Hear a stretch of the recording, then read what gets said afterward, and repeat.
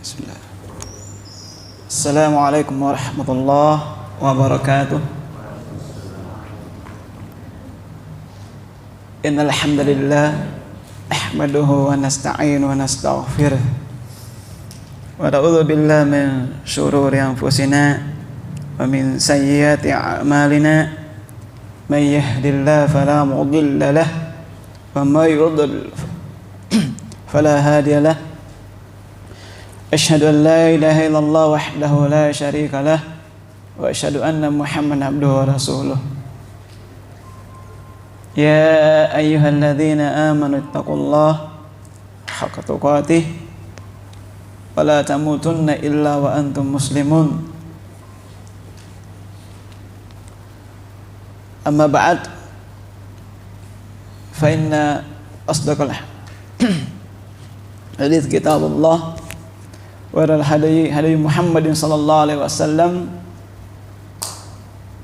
wa syarrul umuri muhdatsatuha fa inna kulla bid'atin dhalalah wa kulla dhalalatin finnar. Ayyuhal ikhwa wa akhawat yang semoga dirahmati Allah Subhanahu wa taala. Alhamdulillah, itulah ucapan yang pantas kita ucapkan pada kesempatan ini di tempat yang penuh berkah ini adalah pujian Allah Subhanahu wa taala, pujian kepada Allah Subhanahu wa taala atas segala limpahan nikmatnya pada kita semua, termasuk nikmat umur yang panjang sampai kita bertemu pada tempat yang penuh berkah ini. Demikian juga nikmat-nikmat yang lain terus mengalir tiada hentinya pada kita. Wa in ta'uddu ni'matallahi la tuhsuha. Nikmat Allah itu tidak ada yang bisa mampu menghitungnya.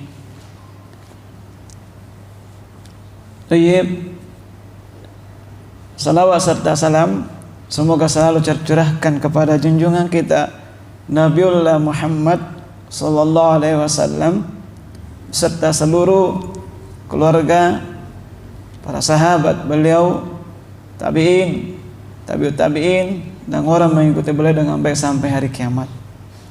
Tayyib, pada kesempatan ini semoga Allah mudahkan kita untuk melanjutkan dars kita, pelajaran kita yang masih dalam pembahasan kitab Adab Thalibul Ilm, adab-adab penuntut ilmu.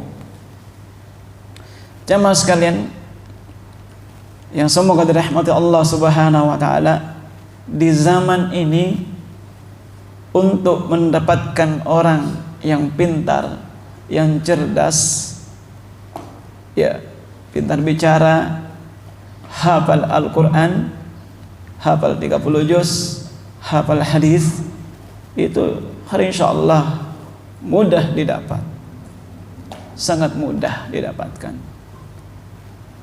Ya, namun ada beberapa yang harus menjadi tanda petik di antara begitu banyaknya orang yang hafal Quran, yang hafal ilmu, hafal hadis. Apakah bermanfaat hafalannya? Apakah bermanfaat ilmunya kepada dirinya sendiri atau pada keluarganya, bahkan kepada seluruh masyarakat? Ini banyak di antara kaum muslimin, mereka menghafal Al-Quran, mereka menghafal hadis, mereka menuntut ilmu, ya, tidak didasari dengan adab yang baik, tidak disertai dengan adab.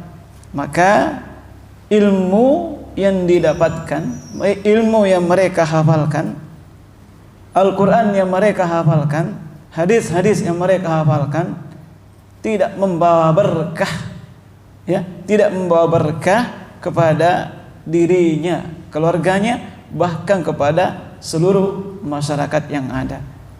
Karena ini mereka mencari ilmu, ya, mendapatkan ilmu tidak disertai dengan adab-adab yang seharusnya. Yang pertama itu awal niat yang jelek. Maka kalau ini udah rusak, maka rusaklah seluruhnya. Sebagaimana adab yang pertama dalam menuntut ilmu, ini yang penting. Terus jamaah sekalian, pada kesempatan ini kita melanjutkan masih poin yang pertama. Ada 6 poin, mudah-mudahan bisa selesaikan semuanya, dan insyaallah mungkin ada saya ringkas ya, karena tidak mungkin ya, mengingat waktu kita sangat terbatas. Insyaallah mudah Allah mudahkan kita. Lanjutan dari pembahasan yang kemarin. Kemarin ini masih tentang adab seseorang terhadap dirinya sendiri. Ya. Ini yang qala al-muallif, di sini muallif menjelaskan bahwa yang penting seseorang perhatikan terhadap dirinya adalah ihdzar min amradil qalb. Adalah berhati-hati atau jauhilah dari berbagai macam penyakit hati. Ini yang paling penting. Ya, termasuk al-ujub, al-kibar, al-hasad, ar-riya, as-sum'ah, dan seterusnya. Ini jauhilah dari berbagai macam penyakit hati. Penyakit hati lebih berbahaya dari penyakit yang ditimbulkan yang ada di tubuh atau badan seseorang. Maka di sini Allah berfirman, qad aflaha man zakkaha. Beruntunglah, berbahagialah orang-orang yang mensucikan, membersihkan dirinya. Wa qad khaba man dassaha. Qad aflaha man tazakka. Ya, kebahagiaan seseorang, keberuntungan seseorang itu terkait dengan hatinya. Ya, terkait dengan hatinya. Kebahagiaan itu di hati. Ya, banyak orang kaya, banyak orang yang punya harta, ya, mobil, rumah bertingkat dan seterusnya. Pandangan orang sungguh luar biasa, senang melihat. Ya, tapi sebenarnya kesenangan itu, keberuntungan itu, kemenangan itu ada di hati. Ya, bukan ada di luar, ada di hati. Maka Allah berfirman, qad aflaha man zakkaha. Berbahagialah, beruntunglah orang-orang yang mensucikan dirinya, membersihkan dirinya dari apa? Penyakit hati. Ya. Di sini penulis menjelaskan ada itu al-ujub, rasa bangga. Bangga terhadap, maka seorang penuntut ilmu, sebagaimana pertemuan yang lalu dijelaskan perkataan seorang ulama, ketika seseorang berbicara atau menulis timbul rasa ujub, rasa bangga kepada dirinya, maka berhenti. Nah, ketika diamnya ini muncul lagi rasa bangga karena diamnya, tulis atau bicara. Maka ini rasa bangga itu, ujub itu, takjub pada diri sendiri, itu suatu hal yang berbahaya, apalagi bagi seorang penuntut ilmu. Wa ma bikum min ni'matin faminallah. Nikmat apa yang ada pada diri kita dari Allah Subhanahu wa taala. Antum bisa hafal Al-Qur'an, antum bisa hadir majelis, antum dimudahkan dengan segala sesuatu apapun, itu bukan karena kita. Itu karena rahmat Allah. Apa yang kita miliki ini bukan titipan semuanya. Allah yang memberikan nikmat ini titipan. Tidak ada yang kita miliki. Pengetahuan itu dari Allah. Jadi apa yang perlu kita banggakan, jamaah sekalian? Apa yang perlu kita takjubkan dari diri kita? Semua datang dari Allah. Ya, semua datang dari Allah. Jangan kita merasa bahwa apa yang ada pada diri kita ini itu adalah ya karena kekuatan keilmuan dari kita, tidak demikian. Itu karena rahmat Allah Subhanahu wa taala. Maka jemaah sekalian, hendaklah berhati-hati. Ya, ini saya tidak panjang lebar karena pertemuan lalu dibahas tentang penyakit hati. Hindari ini. Seorang tulabul ilm ya tidak pantas memiliki sifat yang demikian. Takjub. Yang paling berbahaya adalah al-hasad. Rasa apa itu? Iri hati. Iri melihat orang senang.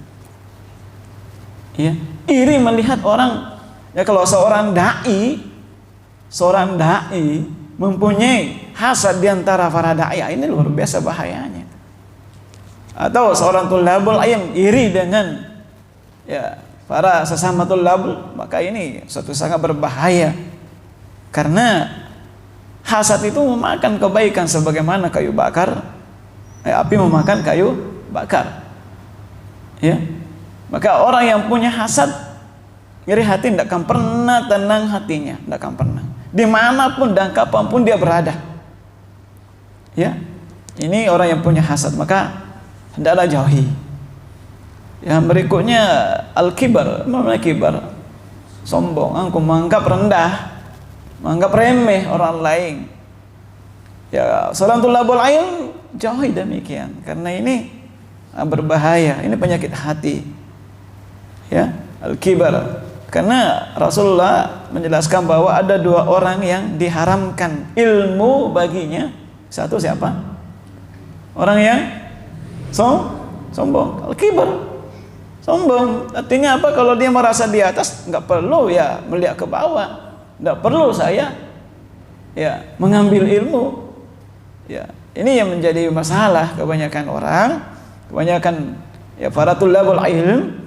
Kalau ustadznya itu nggak punya gelar atau bukan keluaran ilsi dan seterusnya,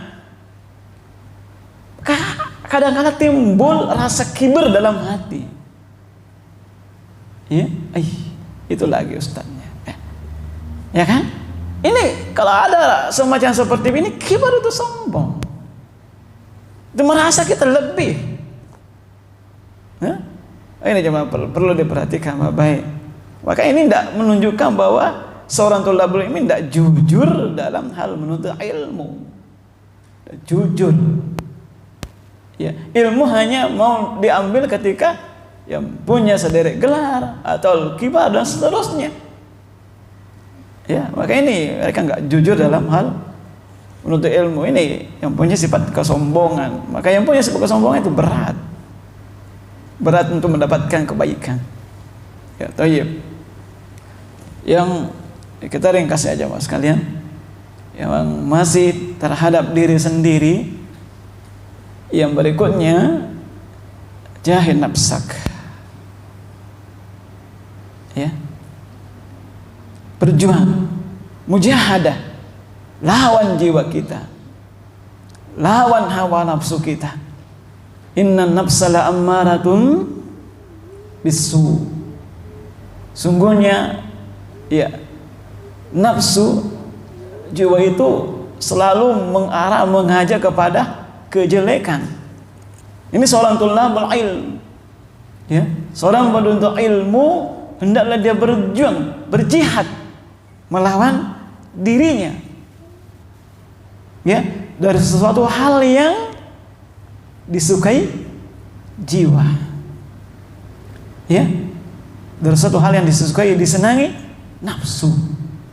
Berjuang lawan ini. Contoh, kalau contoh kecil aja ya, habis subuh hujan-hujan, hanya enaknya apa? Tidur. Senang nafsu gak? Senang, ya toh? Senang, benar gak? Ataukah pas tengah malam antum bangun jam 3 tapi masih ngantuk, mujahadah, berjuang lawan ini. Pilih mana? Tidur kembali atau bangun salat lail? Nah, Pilih mana? Kapan antum bangun, Allah bangunkan antum. Tengah malam ya kan?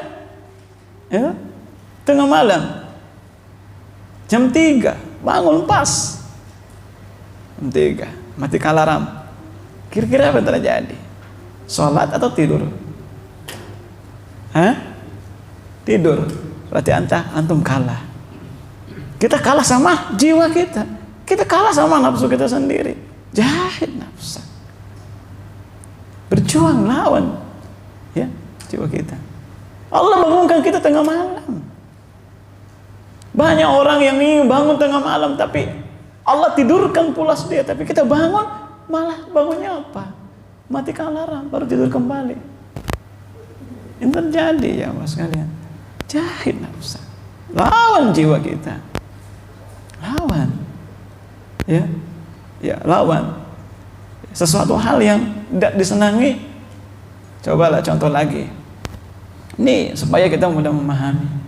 Makanan itu Masya Allah paling enak. Ya toh?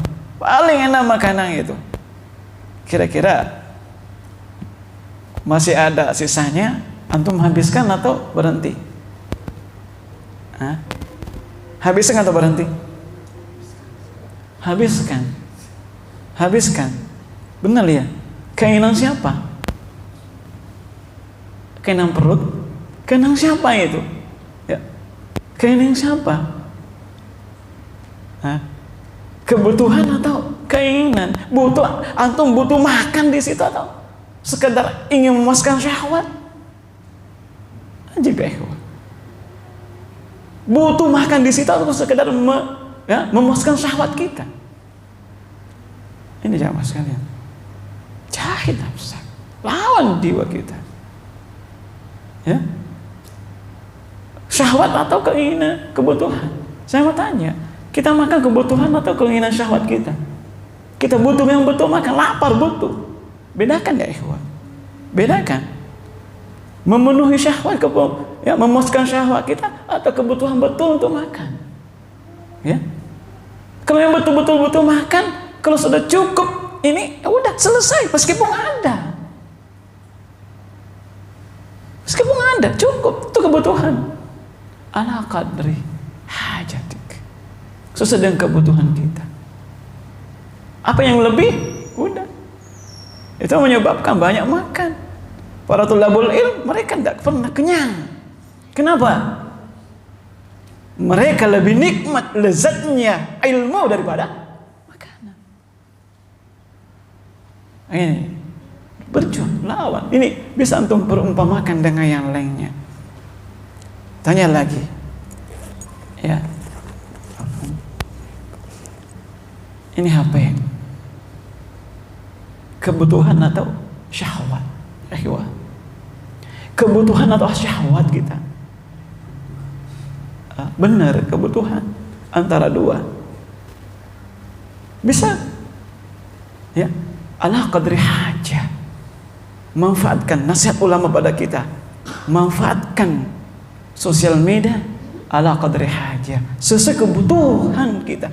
Apa yang di luar kebutuhan itu bisa bermasalah. Maka ini jahit nafsu.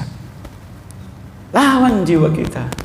Sesuatu hal yang tidak senangi oleh Allah Subhanahu wa taala.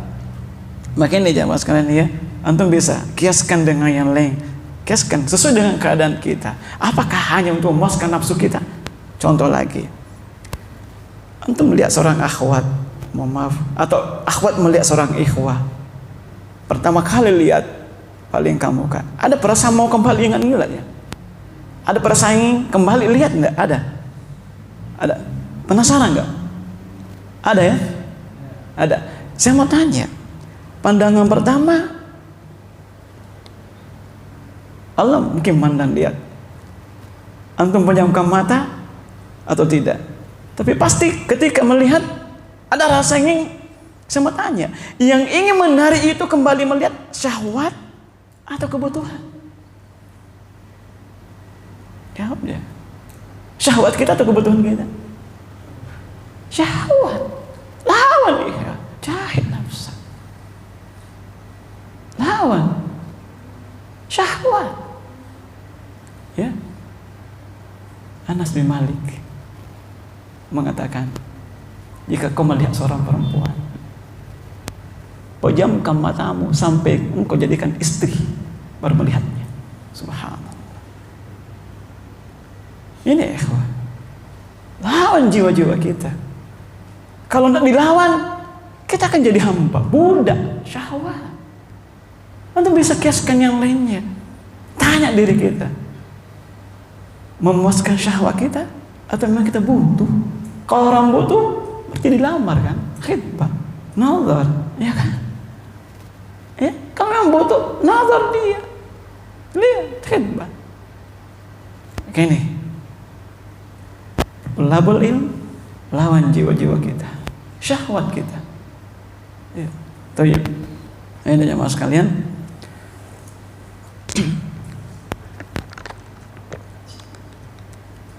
Seorang penuntut ilmu harus tahu kedudukan dirinya. Kalau antum pahami, ya ikhwah, keinginan hati kita, syahwat kita, bedakan dengan kebutuhan kita, hari insyaallah kita akan berjalan di atas kebaikan. Kita bisa memilah-milah. Ya, hidup ini tenang. Ya, saya mau tanya lagi, antum marah kebutuhan atau syahwat? Ya, keluarga kita, istri kita menjengkelkan, anak kita menjengkelkan, antum marah kebutuhan atau melampiaskan syahwat? Bisa dibedakan. Bedakan. Kiaskan dengan kasus-kasus yang lainnya. Ini banyak di kehidupan kita. Makanya berjuanglah, harus berjuang melawan jiwa-jiwa kita yang selalu mengajak kepada kejelekan. Inna nafsa la'ammaratun bisu. Ya, sungguhnya jiwa yang jelek itu mengajak kepada yang jelek juga. Tayyib. Ini yang mas kalian, bahwa seorang penuntut ilmu harus berjuang melawan syahwatnya. Ya. Tayyib. Yang berikutnya masih sambungannya, itu was-sabru ala dzalik. Was-sabru ala dzalik. Bersabar di atas hal tersebut. Artinya bersabar, berjuang. Bersabar. Apa makna kesabaran? Habasun nafs, memenjarakan jiwa. Tahan, ditahan. Pengertian sederhananya sabar adalah menahan diri jiwa kita dari sesuatu hal yang tidak disenangi hati atau jiwa. Nahan diri, tahan itu. Ketika hati tidak senang, tahan. Tahan. Apapun itu ya, apapun. Tahan mulut kita, mata kita, ya, tangan kita, seluruh anggota badan kita tahan. Meskipun hati nggak senang, itu minimal kesabaran. Itu batas minimal kesabaran. Ya, orang betul ilm harus ini. Ya, kesabaran kan ada 3. As-sabru ala ta'atillah, as-sabru ala maksiatillah, sabar dalam meninggalkan maksiat, sabar. Ya, terus as-sabru ala musibah, sabar dalam menerima musibah. Orang yang menerima musibah hatinya senang enggak? Senang.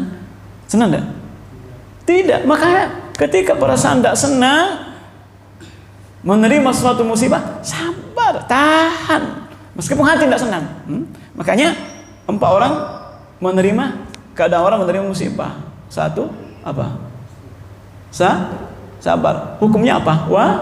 Wajib. Orang nggak sabar nggak? Dosa. Ya. Jatuh dari motor atau ban motor bocor, turun keluh kesah, mana kira-kira? Dapat dosa nggak?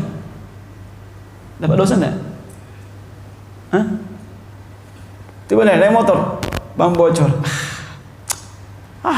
Betul sih ban motor. Mana kira-kira? Seorang yang sabar tidak seperti demikian. Kapan terlontar dari mulut kita sesuatu muncul dari hati yang tidak senang, diungkapkan oleh mulut, maka tak termasuk lagi kesabaran. Artinya apa sabar? Menahan diri dari suatu hal yang tidak disenangi. Tahan mulut kita. Hati memang tidak senang, tahan. Tidak senang tak? Itu tidak senang. Jadi ini wajib sabar. Yang kedua, ketika orang menerima musibah berkeluh kesah, haram hukumnya, nggak boleh. Ya, nggak boleh. Makanya ketika Rasulullah SAW menegur seorang perempuan yang meninggal anaknya, apa? Dia tidak bisa sabar ya. Besok harinya baru dia kembali pada Rasulullah SAW. Kalau begitu sabar. Apa kata Rasulullah SAW? Innamas sabaru indas sadamatil ula. Ia sedang sabra pamulanna min kena musibah. Pada saat pertama itu, bagaimana keadaan seorang mukmin ikut ya? Pada saat terkena musibah, itulah sabar. Ya. Terus keadaan yang ketiga, ridho. Ridho, rela terima musibah, rela. Berarti hatinya enggak senang lagi dah. Yang keempat, syukur. Syukur dapat musibah. Ya, syukur. Kenapa? Maka orang yang pahami ini, masya Allah, hati akan tenang. Makanya juga seorang thalabul ilm jamaah sekalian harus sabar. Sabar duduk bermajelis, sabar hadiri majelis, harus sabar. Jangan berkeluh kesah. Ya. Tayyib.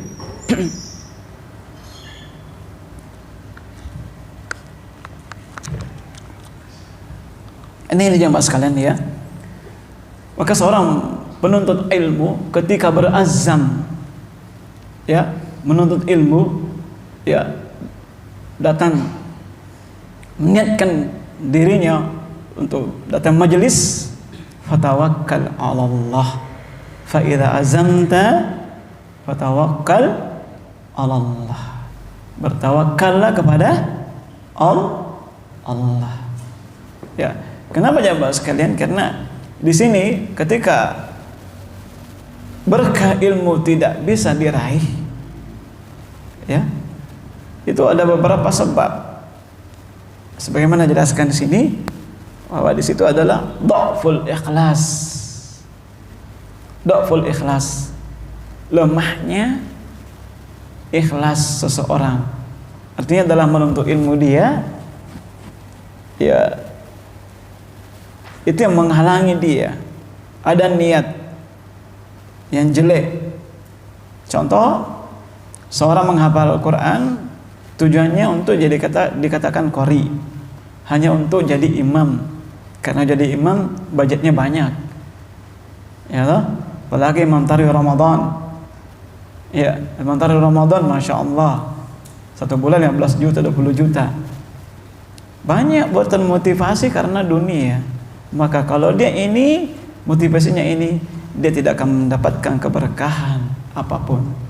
Tidak berberkah bagi dirinya, keluarganya, apalagi orang lain. Maka dari ini yang bisa menyebabkan. Ya, terus yang adalah dhaful himmah, lemahnya memanah himmah, semangat, lemahnya semangat, ya, lemahnya semangat untuk menuntut ilmu. Ini jamaah sekalian, ada 2 orang yang tidak pernah merasa puas. Siapa itu? Ya, pencinta dunia dan menuntut ilmu. Saya mau tanya ini. Tapi jangan jujur ya, tapi jawabannya di hati. Antum peras keringat dari pagi keluar, pulang malam. Antum kerja, cari dunia. Kan insya Allah. Untuk siapa? Tanya. Untuk siapa? Hah? Untuk siapa? Keluarga. Khair. Betul, untuk keluarga. Ajib ya ikhwah.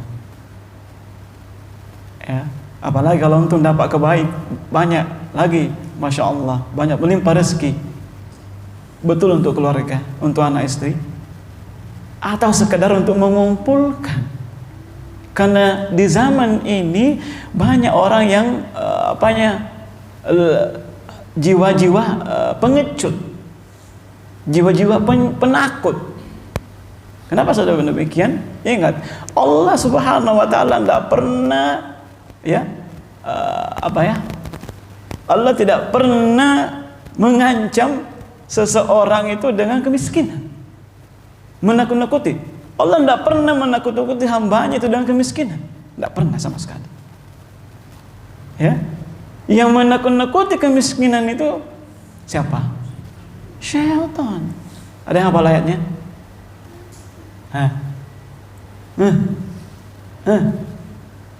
Iya, ikhwan.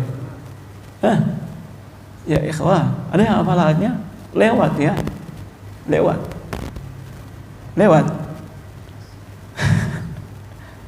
Lewat. Sudah dibaca. Ya? Sudah dibaca. Nah, insya Allah nanti pertemuan berikut materinya di al-ilm dan sebagaimana belajar. Apa yang kita harus pelajari yang pertama? Ya? Nah, apa ayatnya? Ingat, Allah tidak pernah menakut-nakuti seseorang itu dengan kemiskinan. Demikian juga Rasulullah sallallahu alaihi wasallam, "Mal faqr akhsha 'alaikum." Bukan kemiskinan yang saya takutkan sama kalian. Ya.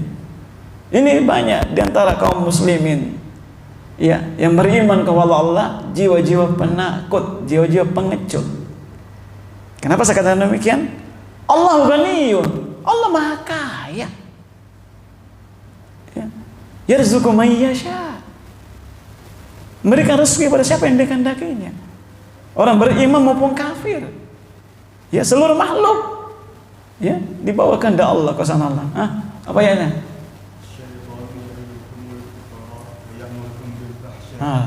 Asy-syaitan ya'idukumul faqrah.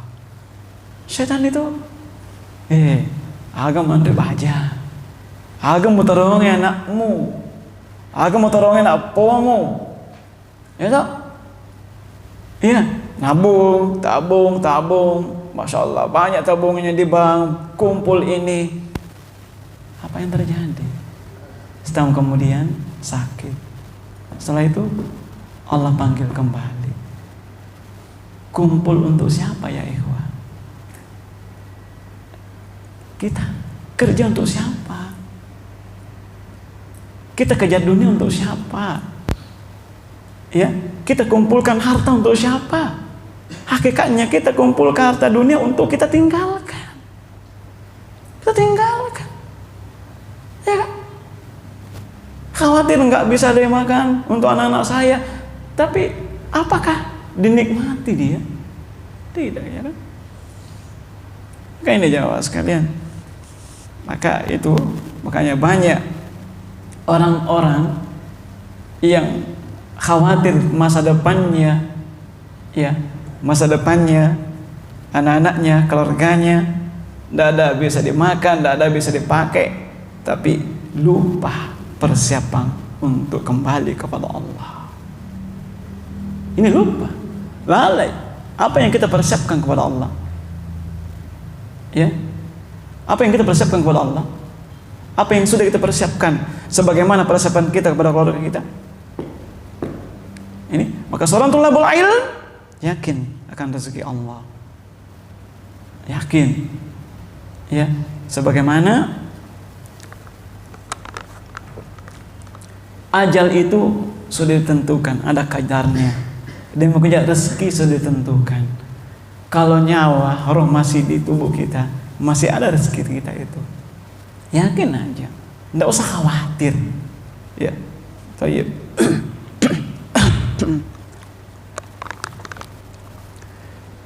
Apa semangat tujuannya mencari dunia terlalu bersemangat begitu?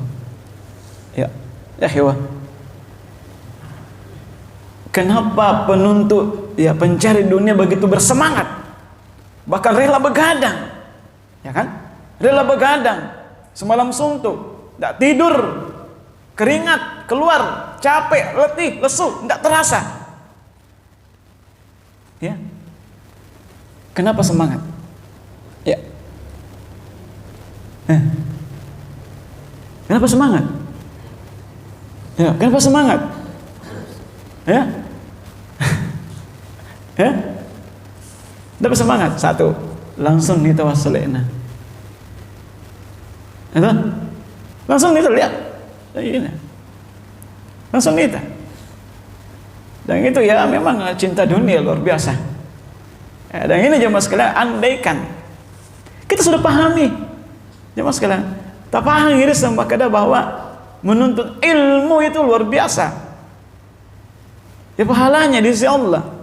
Ya, yarfa'illahu alladziina aamanu minkum walladziina utul ilma darajat. Allah meninggikan derajatnya orang-orang berilmu di antara kaum muslimin.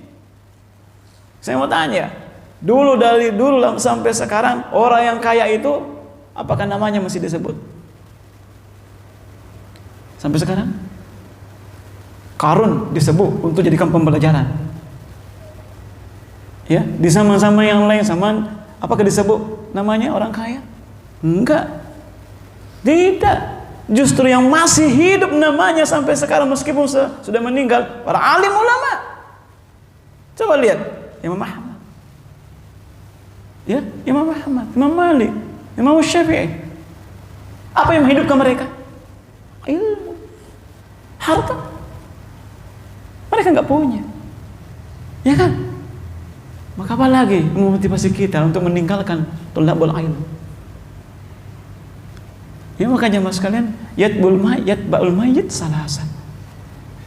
Ya. Ada 3 orang yang mengikuti mayat. Siapa? Ahlu wa maluhu wa amaluhu. 2 kembali, siapa kembali?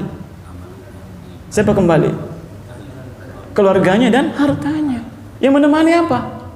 Amalnya. Dan kita tidak bisa beramal tanpa ilmu. Orang jahil berbeda dengan alim. Ya, makanya mas sekalian ini. Ya, terus idza mata ibnu adam min qata amalu illa min thalas. Ya, ketika anak Adam meninggal maka terputus amalannya kecuali 3. Sedekatin jariyah. Jadi iya rawaram paratta. Ya, nalengi fong Allah taala. Ya minak keguna kuidi Yeris dekange. Yemi imiliki punne yeris dekange. Yero merata. Ya, yero monroku bange. Yero berupa sawah, berupa rumah, tenyede punna. Meskipun atas nama sertifikat asata. Ini punna. Degiti mate ki hingga malai. Yalla gange monri.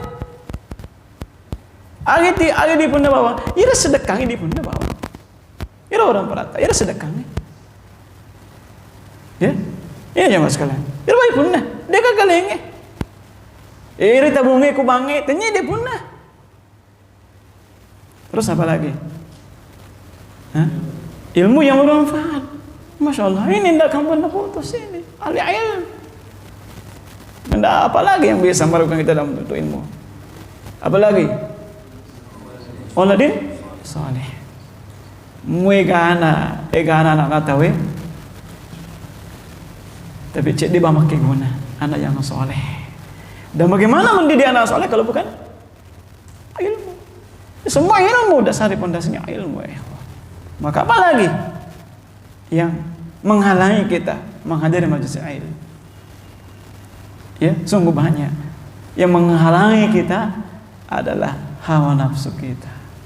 Tidak senang kepada sesuatu hal yang ya apa? Tidak senang. Ya, khufatil jannah bil asyahawat. Benar ya? Surga itu benar ya? Salah. Khufatid dunia mana hadisnya ini? Surga itu dikelilingi oleh sesuatu yang dibenci. Berarti khufatil jannah bil makarih. Ya, surga itu selalu dikelilingi sesuatu hal yang dibenci oleh hati. Sama dia ini. Hadir majelis ini, Anda harus banyak berkorban. Satu, korban perasaan, korban ini, korban harta, korban harta. Tapi semua itu akan bernilai pahala di sisi Allah Subhanahu wa taala. Ya. Ini harus berkorban, ini harus sabar. Ya. Jadi ya Mas sekalian, ya itu ya. Himmatul aliyah, semangat mati. Ya. Terus jam berapa? Ya, enggak ada waktu lagi.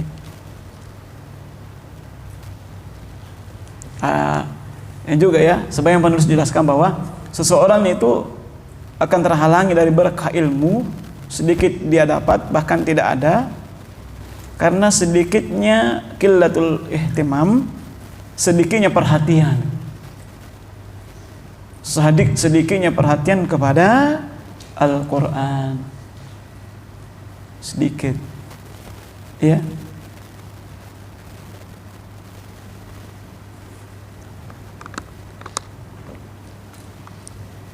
Di dalam surah Al-Baqarah jelaskan,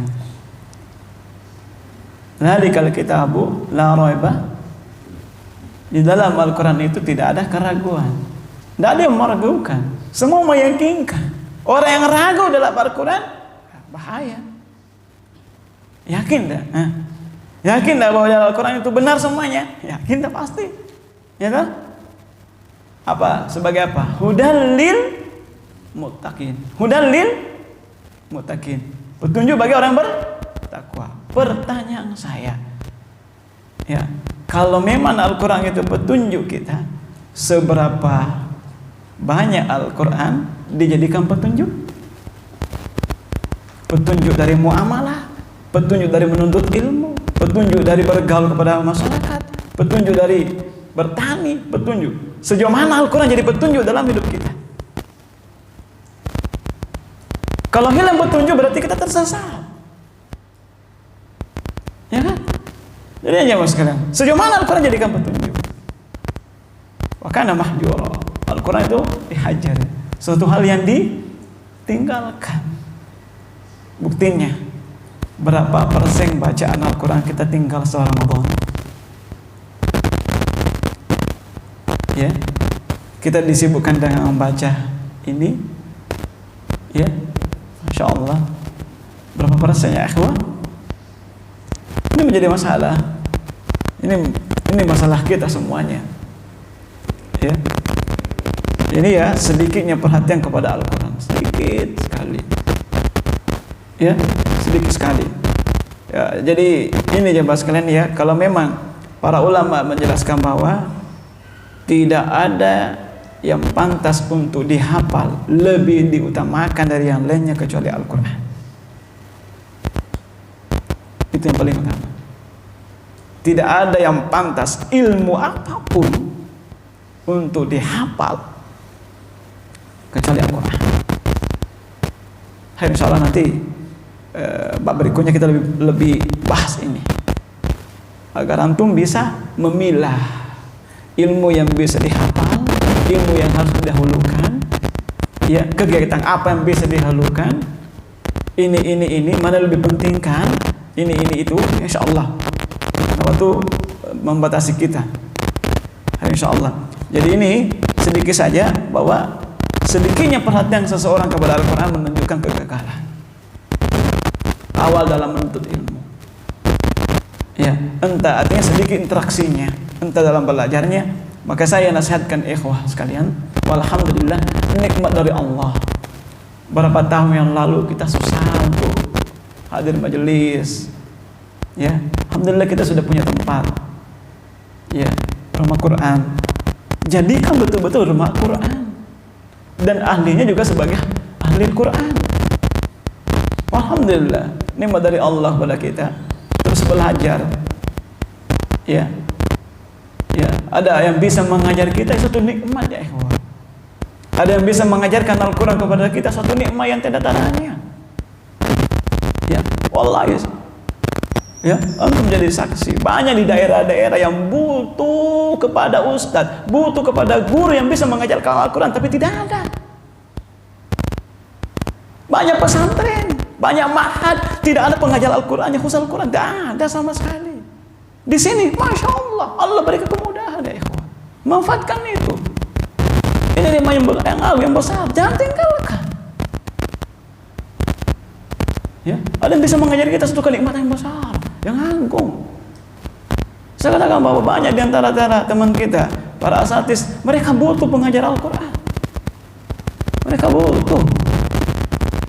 Ini di sini masya Allah sudah ada yang bisa mengajarkan kita, siap masya Allah. Tinggal bagaimana kita manfaatkan itu.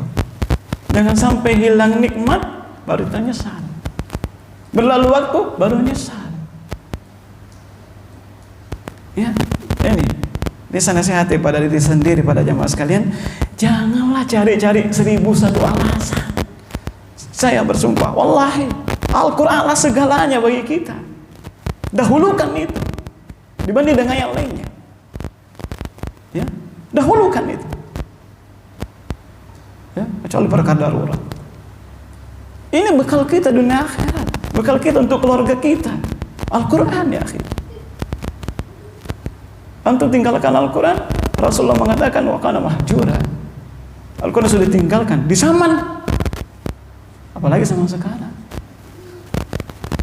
Ya, jadi saya nasihati, ihtimam, perhatikan, ya, harus punya perhatian yang lebih kepada Al-Quran. Siapa bersama Al-Quran, Allah bersamanya, akhi. Yakin itu, pasti itu. Di mana dan pun berada. Kapan kita tinggalkan Al-Quran, hidup ini akan terasa ada yang hilang. Ya, thayyib.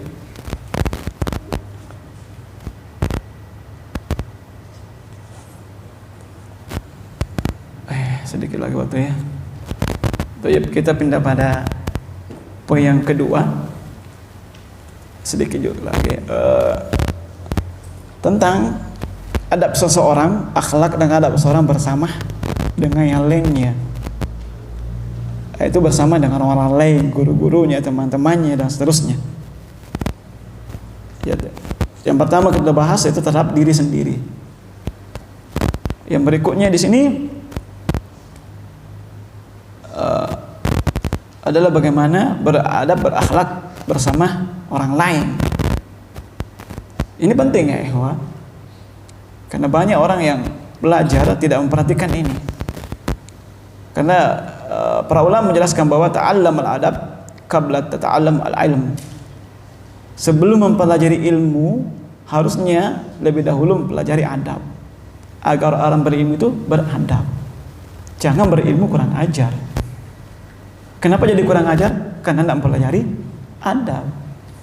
Banyak sekarang orang berilmu tapi kurang ajar, kurang beradab. Dari kata-katanya, dari sikapnya, gelarnya masya Allah luar biasa, tapi kurang ajar. Ya, kurang ajar, nggak ada faedahnya. Maka ini pentingnya mempelajari ilmu. Makanya di sini dijelaskan bahwa ada majelis syekh para ulama, 5.000 orang yang datang di majelis mendengarkan hadis. 5.000, hanya 500 yang menulis. Selebihnya apa yang dikerjakan? Diam, duduk, mempelajari adab. Ini jamaah sekalian. Ya, makanya ini mempelajari adab. Ada mengatakan bahwa harusnya itu adab dipelajari sebagaimana ilmu. Ya, makanya sekarang masya Allah di sekolah-sekolah itu anak didik kita kurang ajar, kurang beradab. Ya, kenapa demikian? Kenapa demikian? Di sekolah-sekolah rata-rata anak-anak itu luar biasa, kurang ajarnya. Ya, apa? Kenapa demikian? Ya, betul. Saya ingatkan ya ikhwah sama sekali. Zaman sekarang zaman penuh fitnah. Ulama menjelaskan, maka di zaman sekarang ini harta yang bagus, harta yang paling baik adalah istri yang solehah. Ingat, di zaman ini sama begitu banyak fitnah. Harta yang tidak taranya adalah istri yang solehah. Kalau seseorang mempunyai istri yang solehah, subhanallah, jaga dia. Maka ingat, saya ingatkan ya akhwat, jadilah ya bidadari di rumahnya. Jadilah bidadari bagi suami Anda. Ini akan melahirkan generasi-generasi, masya Allah.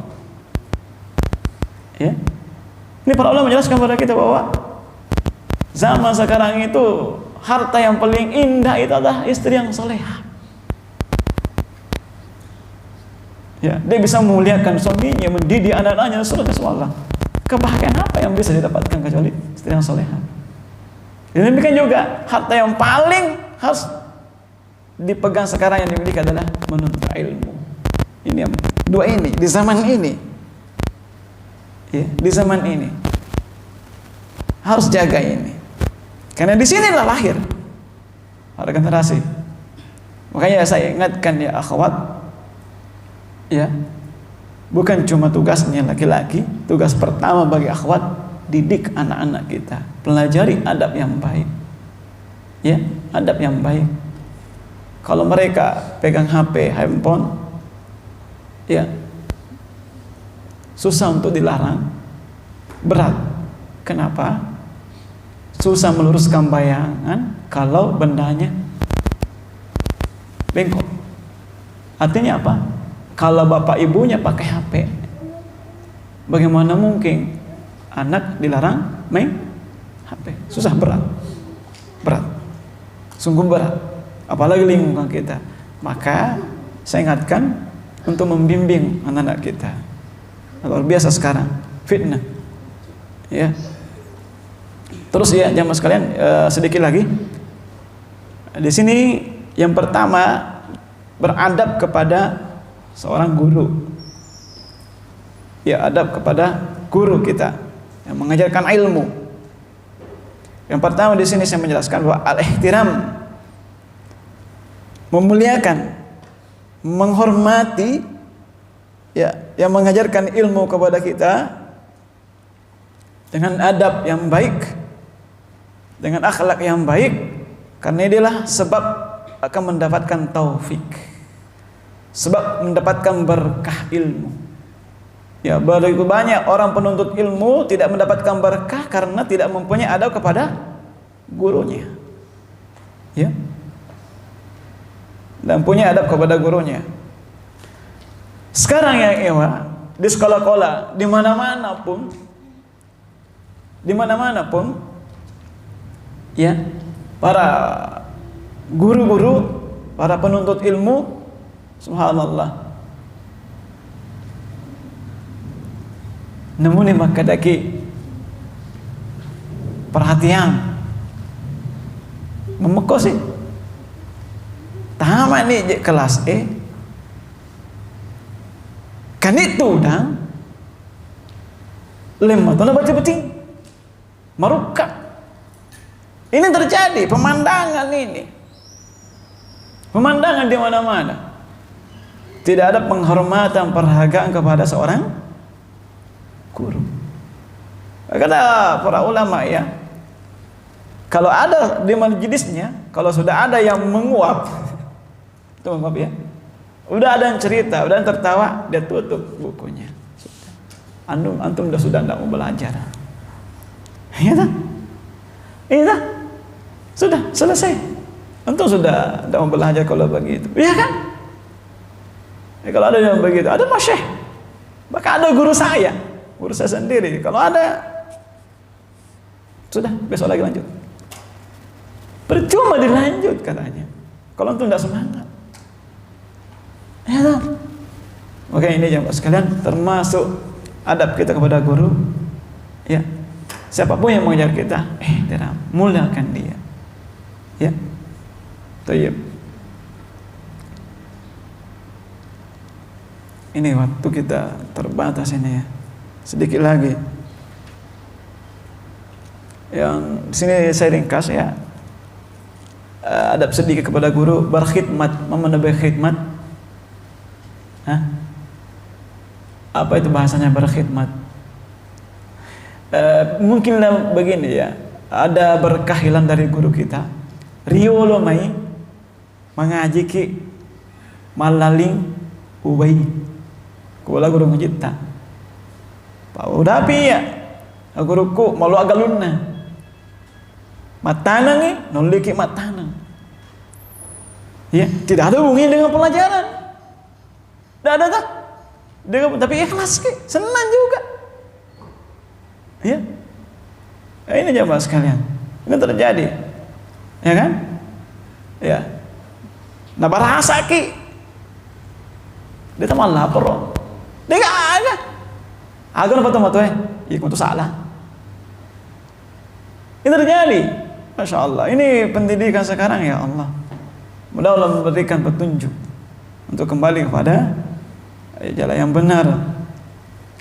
Karena banyak diantara pendidik, nah, itulah yang menjadi sekarang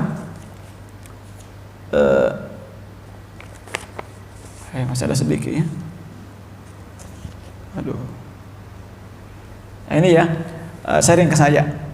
Yang berikutnya sabar bersama guru, mulazamah. Kenapa jamaah sekalian? Al ilmu bitalaqi. Ilmu itu didapat dengan talaqi. Dulu bersama guru belajar, bukan di sosial media. Bukan.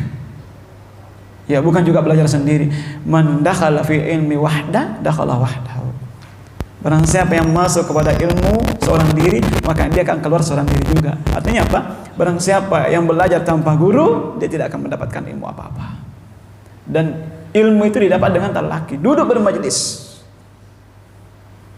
Ya. Itu hakikatnya. Baik. Yang berikutnya doakan kepada guru-guru kita. Semua guru-guru kita doakan. Ya, hatta dalam sujud kita. Ya, dalam segala keadaan doakan. Karena itu akan mendapatkan kebaikan.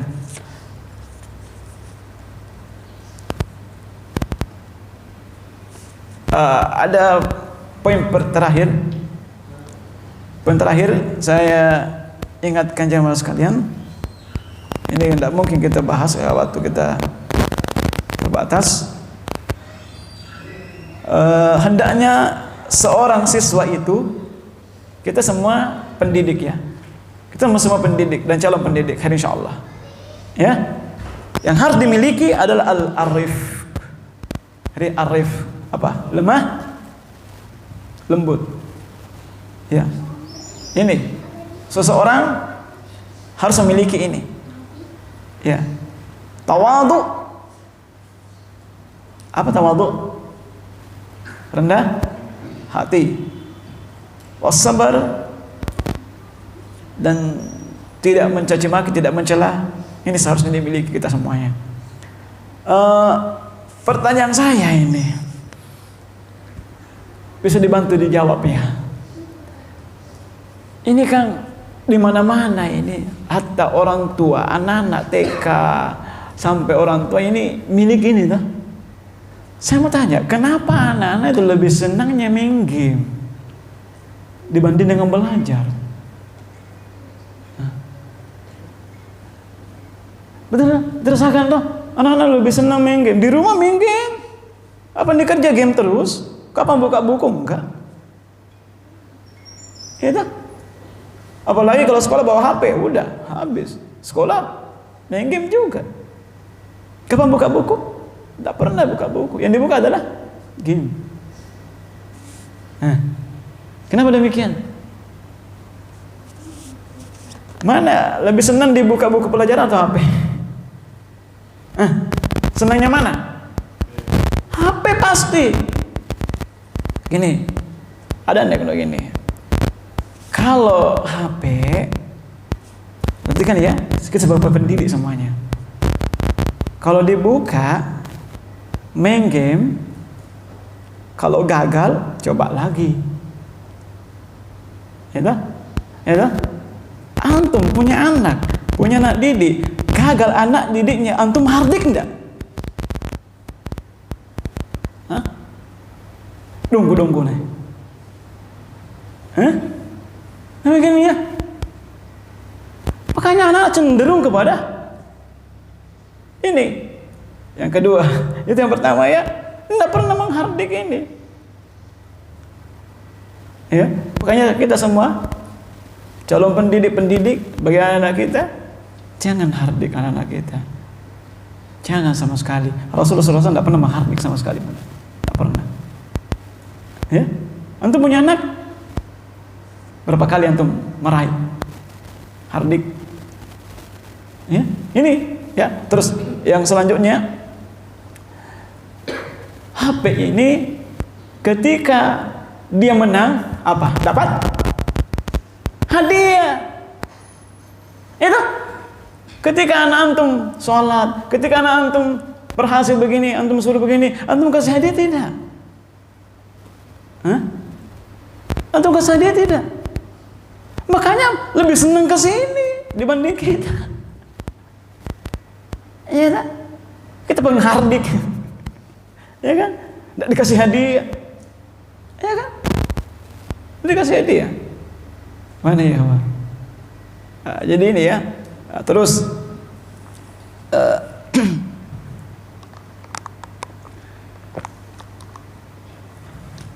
yang ini yang menjadi PR bagi kita semuanya. Makanya di sini juga yang ketiga adalah ada tantangannya.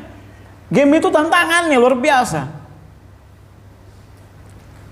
Kapan coba kita mendidik, menantang anak-anak, kasih hadiah, gini-gini. Ya, ini ya ikhwah. Ini Masya Allah. Jadi kalau antum mau, akan tinggalkan gamenya itu kalau kita lebih menarik. Datang ke rumah banyak saran. Ya Allah. Ya kan? Capek-capek, koni, nasurufi. Tidak maaf. Allahu Akbar. Sabar. Sabar ya. Sabar. Anak demikian memang. Ya. Ini aja Mas kalian untuk nasihat kepada kita semuanya. Ini yang terakhir saya sampaikan. Kita pendidik, talabul ilm. Kenapa lebih menarik ini? Kalau biasa tertariknya memang. Coba antum buat tantang kepada anak dari hati ke hati. Saya mau tanya lagi. Rasulullah SAW siapa muridnya? Siapa muridnya Nabi? Sahabat. Muridnya sekaligus apanya? Sahabatnya. Ya kan? Maka jadikan murid kita sebagai sahabat juga. Subhanallah. Ini yang paling utama ya kawan. Ya dalam bahasa Inggrisnya apa? My student is my friend. Ya. Terus coba mikir. Ya? Muridku, sahabatku. Ya kan demikian. Kalau murid-murid jadikan sebagai sahabat, Masya Allah. Ya, luar biasa itu jadi yang terjadi sekarang. Jangan jadikan musuh. Alah, banyak sahabat pendidik sebetulnya seharusnya tidak jadi pendidik. Ya, ya, tojib ya. Jadi mas kalian ini nasihat kepada kita semuanya. Ya, semoga Allah memberikan kita taufik, ya berkah ilmu pada kita semuanya. Tidak bisa kita bahas semua. Jadi ya untuk PR kita semuanya sebagai pendidik, jangan kita terpaku dengan kalah sama game-game online.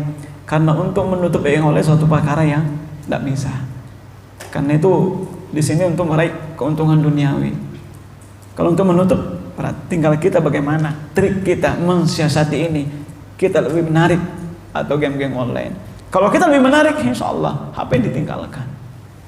HP ditinggalkan. Nah itu 3 tadi kunci tidak. Kasih pujian anak-anak, jangan hardik. Kasih hadiah, kasih tantangan. Karena orang main game itu sudah tantangan itu. Ya kan? Orang main itu. Ya, tayyib wallahu a'lam bishawab. Mungkin sekiranya ini ya, apa yang saya sampaikan. Mudah-mudahan ada manfaatnya bagi kita semuanya.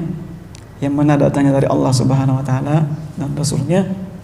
Yang salah dari saya sendiri dan syaitan. Allah dan Rasul berdoa sendiri. Subhanallah wa bihamdihi asyhadu an la ilaha illa anta astaghfiruka. Ada pertanyaan dari ikhwan? Ya. Bagaimana Ustaz misalkan masyarakat setempat kita jadi imam,